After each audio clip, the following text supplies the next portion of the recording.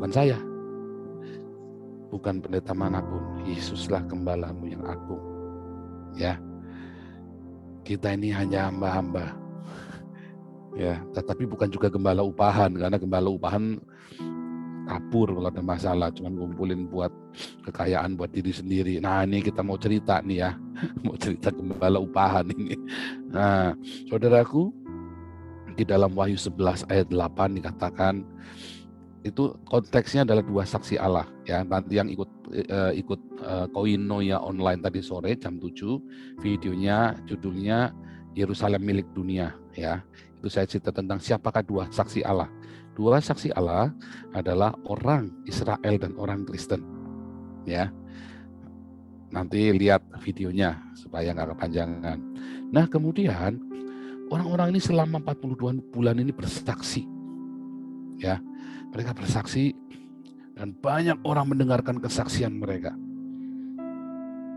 Nah, ketika mereka bersaksi, setelah mereka selesai menyampaikan kesaksian mereka, maka tiba-tiba ada iblis ya, ada binatang yang keluar dari jurang maut. Itu adalah iblis yang paling jahat, yang keluar dari Abyssos atau Tartarus itu ya.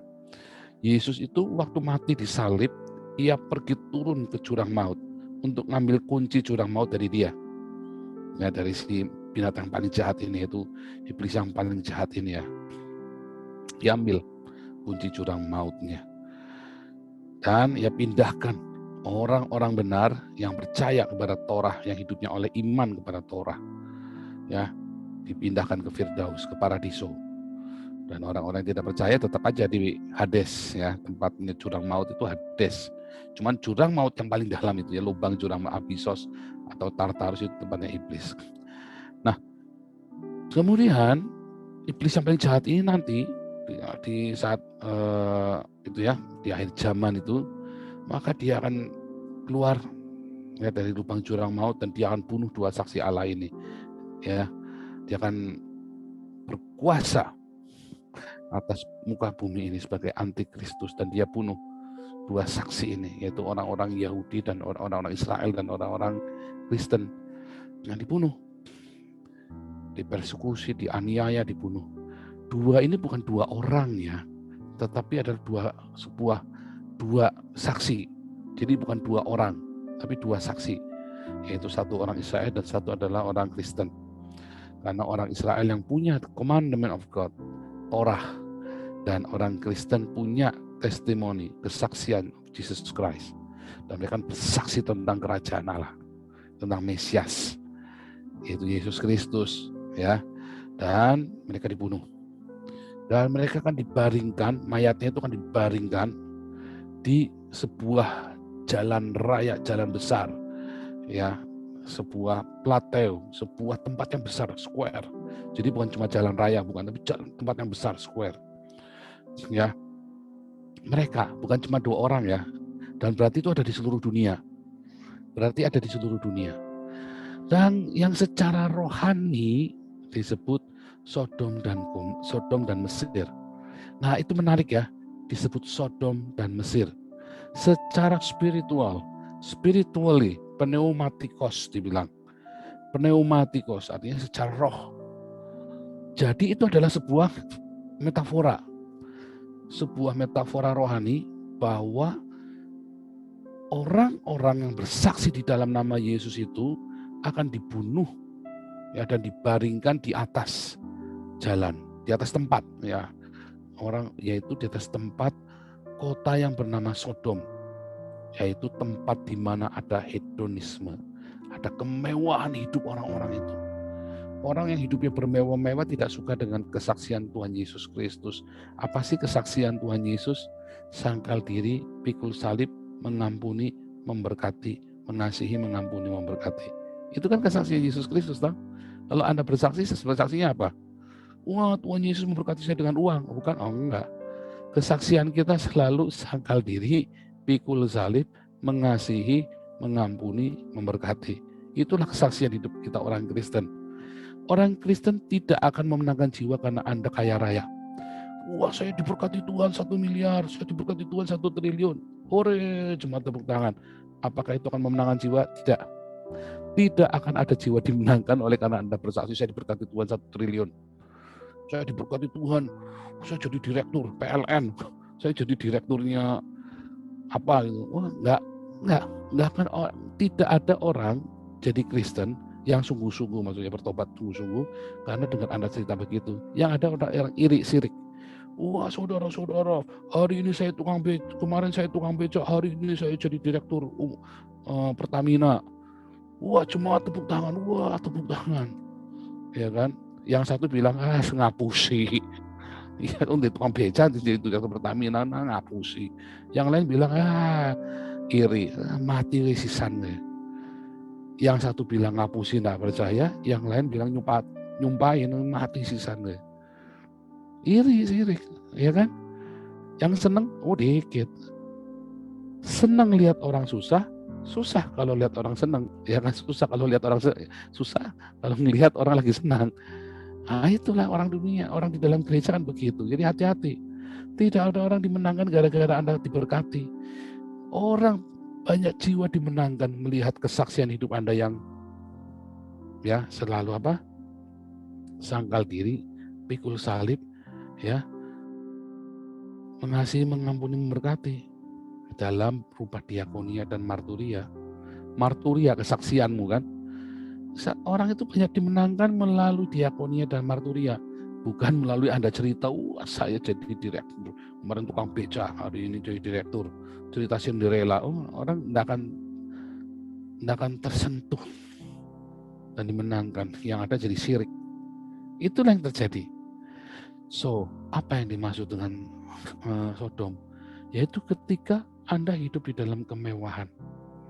Ya, dua saksi ini akan dibantai di atas kemewahan gereja. Dibantai di atas kemewahan para pendeta. Pendeta-pendeta ini nggak suka ketika Anda bersaksi. Serius. Anda kira pendeta-pendeta kayak suka saya bersaksi seperti ini? Enggak loh. Iya toh? Anda kan banyak dengar kan pendeta-pendeta menyumpahin saya tuh. Ketika saya nginjil SMP kelas 3, apakah pendeta-pendeta suka? Enggak loh. Takut mereka. Pendeta-pendeta yang sudah mapan gak suka. Mereka takut jabatan mereka takut gereja mereka dibakar, mereka takut. Itulah Sodom ketika hamba-hamba Tuhan hidup di dalam kemewahan. Ketika hamba-hamba Tuhan mulai hidup di dalam hedonisme, itulah Sodom. Dan saksi-saksinya akan disalib, akan dibunuh, dianiaya, dibantai di atas itu. Ya. Tidak ada pendeta-pendeta yang kaya-kaya yang akan peduli, ya, ketika ada gereja dibakar, ketika ada orang Kristen dipersekusi. Mungkin dia kasih uang, tetapi dia nggak akan ikut. Mengapa pemerintah begitu? Nggak berani. Ya udahlah, saya tak nyumbang saja, ngasih uang. Ya lumayan kalau nyumbang. Ya, seringkali malah nyumpahin, lu sih kelewat berani. Wah, ratusan pendeta nyumpahin saya, saudara. Sampai WhatsApp-nya saya blok. Saya blok, saya ngapain? Saya nggak butuh kalian nyumpahin saya. Ya kan? Nanggap ya. Yang saya lakukan ekstrim ya, saya nggak suruh saudara pun. Tetapi saya lagi cerita dalam kapasitas saya waktu anak remaja kelas 3 SMP. Waktu saya penginjilan, apa pendeta-pendeta suka? Enggak. Waktu ada gerakan mahasiswa pelajar di Salatiga, mereka turun ke jalan-jalan memberitakan. Apakah pendeta-pendeta suka? Enggak. Ya, banyak orang-orang yang memberitakan Injil di jalan-jalan. Apakah gembala sidang suka? Tidak. Tetapi gembala-gembala yang punya hati gembala, hati Tuhan, mereka akan mendorong jemaatnya untuk pergi keluar memberitakan Injil di jalan-jalan, menjadi saksi di rumah tangga mereka, berdiakonia dan bermarturia. Tetapi gembala-gembala upahan tadi, ya kan, salibkan dia. Salibkan, rame-rame gembala-gembala ini, pendeta-pendeta, salibkan si Paul. Ya kan? Anda kan juga jadi korban tuh. Hidup dalam kemewahan, itulah Sodom. Hidup di dalam kenyamanan, itulah Sodom. Hedonisme, kenyamanan, kemewahan, semua ceritanya duit. Semua ceritanya berkat melimpah.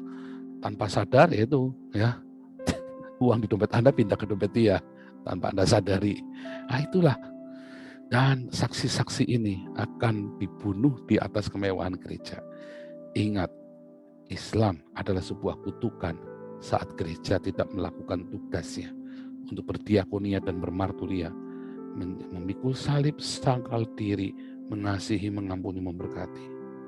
Saat itulah Islam akan datang sebagai kutukan bagi bangsamu, bagi seluruh dunia.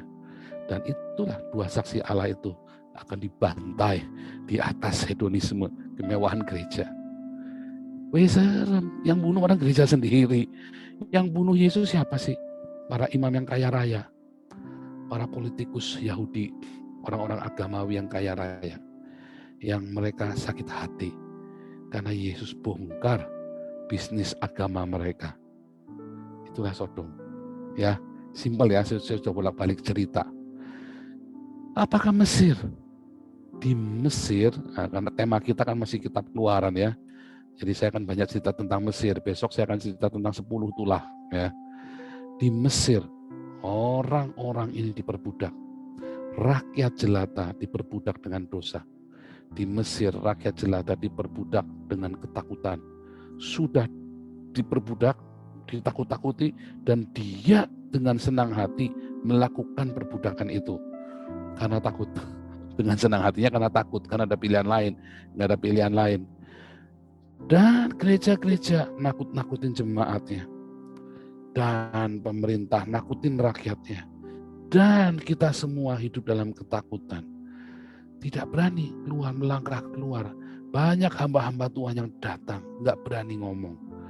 Untuk keluar dari ketakutan, di framing dengan ketakutan. Hati-hati nanti kerusuhan 98 loh.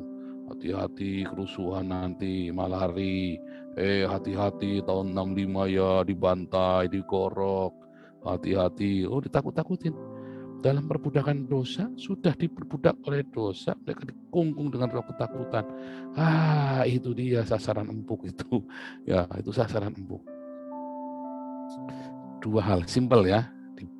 Mereka dibaringkan di atas jalan raya besar, the Broadway, atau boulevard, bukan boulevard tapi Broadway, itu kayak square begitu ya. Di jalan raya besar yang secara rohani disebut dengan Sodom, hedonisme, kemewahan, dan perbudakan dosa, intimidasi, di mana Tuhan mereka juga disalibkan di atas situ, di atas tempat itu. Di atas apa? Perbudakan, hedonisme para imam dan umat yang ditakut-takuti dan diintimidasi dan diperbudak oleh agama. Ya, di Mesir itulah diperbudak. Nah, kemudian saudara, ketika ada orang-orang yang berseru, "Weh, keluar dari perbudakan, ayo ikut aku." Wah, orang ini nggak seneng. Seneng nggak? Enggak. Karena makin saudara teriak dengan keras, persekusi makin datang. Makanya kan, nanti gereja dibakar loh. Nanti orang Kristen perizinannya tambah dipersulit loh. Ini gara-gara kamu nih. Ketakutan demi ketakutan ini datang. Bukan hanya di dalam hal ini, di dalam pemberitaan Injil, tapi dalam kehidupan kita sehari-hari. Ya, ada dua hal yang menghalangi Anda, yang membunuh kesaksian Anda. Ada dua hal yang membunuh. Satu, gaya hidupmu yang mewah. Itu membunuh kesaksianmu. Tetapi ketika kau lepaskan gaya hidup mewahmu, ya, itu akan menjadi kesaksian. Jiwa-jiwa akan mulai dimenangkan. Anda yang hari ini pakai jam tangan mewah, lepaskan, jual, buat kasih makan orang. Nanti Anda lihat, nanti ada banyak jiwa-jiwa dimenangkan. Sukacitanya itu melebihi pakai jam tangan mewah itu. Anda yang pakai mobil-mobil mewah, lepaskan. Jangan banyak kredit. Ya, saya tahu banyak mobil mewah kredit itu beban. Lepaskan.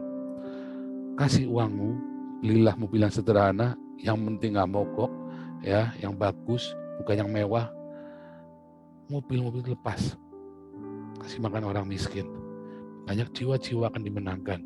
Kesaksianmu akan powerful. Dan Anda akan sukacitanya itu tidak terkira. Melebihin rasanya naik mobil mewah. Serius. Oh, Pak Paulus kayak pernah naik mobil. Ya pernah, saya pernah. Gimana sih? Saya cerita, kalau saya ngomong itu saya udah ngalamin. Kalau saya tidak ngalamin, saya cerita mungkin. Ya. Kalau sudah saya ngomong yakin itu karena sudah ngalamin. Lebih enak saudara menangkan jiwa-jiwa ketimbang Anda numpak barang mewah, ketimbang Anda tinggal atau menggunakan barang-barang mewah. Berani? Wah, pikir-pikir dulu Pak ya, pikir sana yang lama. Dan itulah yang menghalangi kesaksian hidupmu. Sehingga nanti Matius 7 ayat 21, bukan orang yang berseru kepadaku Tuhan yang masuk dalam kerajaan Allah, tetapi orang yang melakukan kehendak Bapakku. Haleluya. Ya, dan kesaksian yang penghalang kesaksian yang kedua, ya tadi, perbudakan atas dosamu. Yang Anda melakukan masih hidup dalam perbudakan Mesir, yang hidup dalam kenajisan, dalam dosa-dosa Mesir, dalam perbudakan hidup dalam perbudakan. Ya, melakukan dosa itu kayak diperbudak. Wah, ada ya. Contohnya orang yang terikat dengan narkoba, orang yang terikat dengan seks. Wah, itu melakukan kayak kayak orang sakau ya. Kalau enggak pergi ke pelacuran kayak orang sakau. Kalau enggak selingkuh itu rasanya enggak marem. Diperbudak dengan, ya kalau orang selingkuh namanya kepleset, tapi ini dengan sengaja dia nyari kayak orang haus. Enggak yang laki-laki, enggak perempuan, sama saja. Hamba Tuhan semua sama saja. Hamba Tuhan juga. Pelayan-pelayan Tuhan juga. Yang melakukan dosa-dosa itu dengan giat. Itulah perbudakan Mesir. Ketika ada orang yang berseru menyatakan suara kenabian, wah, kita terintimidasi. Itulah perbudakan, itulah yang menghalangi kesaksian Anda. Yang justru gereja yang menghalangi kesaksian itu. Ajaib ya, justru gereja loh yang menghalangi. Yang lucunya, ketika saya bersaksi di pinggir-pinggir jalan, khotbah itu di pinggir-pinggir jalan, yang ketakutan bukan gereja-gereja kayak Katolik sama GKI, mereka tenang-tenang aja, adem-adem aja. Yang kutakutan gereja-gereja karismatik. Lucu ya, itu kenyataan. Yang ketakutan itu gereja-gereja karismatik, gereja-gereja yang keuangannya dari perpuluhan. Tapi gereja-gereja seperti GKI dan Katolik malah tenang-tenang saja. Ya, guru saya dulu dari gereja GKI, guru agama saya ya, waktu SMA. Dia tenang-tenang saja, cuma senyum. Yang menghakimi saya itu dari gereja Pentakosta dan gereja Bethel, GPDI dan GBI, yang menghakimi saya, ngomel-ngomelin saya. Lucu ya, lucu. Itulah yang terjadi. Ya, ketika hamba-hamba Tuhan menyebarkan roh intimidasi. Nah, juga sama di dalam kehidupanmu sehari-hari. Orang-orang ini akan menarik Anda bukan kepada Tuhan Yesus, tetapi kepada dirinya, supaya Anda terikat dengan Dia, jadi pendeta sentris, bukan Jesus sentris. Dia akan menjadi juru selamatmu, sehingga engkau, oh Pak Pendeta juru selamatku, aku disembuhkan oleh doa-doamu. Kalau Anda disembuhkan di sini bukan karena doa-doanya Bu Ana loh. Jangan sembarangan loh. Anda kalau disembuhkan, kalau Anda bisa keluar dari masalahmu, itu karena Anda punya iman kepada Yesus Kristus dan iman saudara-saudara semua yang ada di sini, semua yang sepakat. Kita ini hanya hamba-hamba. Ibu Ana dan saya ini hanya hamba, ya, yang delivery, ya, yang mengantar. Kita ini kayak tukang kurir aja, kayak Gojek, GoPay, kayak Gojek, kayak Uber. Kita ini cuma pengantar kurir, tukang pos, ya, DHL, UPS itu loh. Kita ini cuma delivery Anda saja.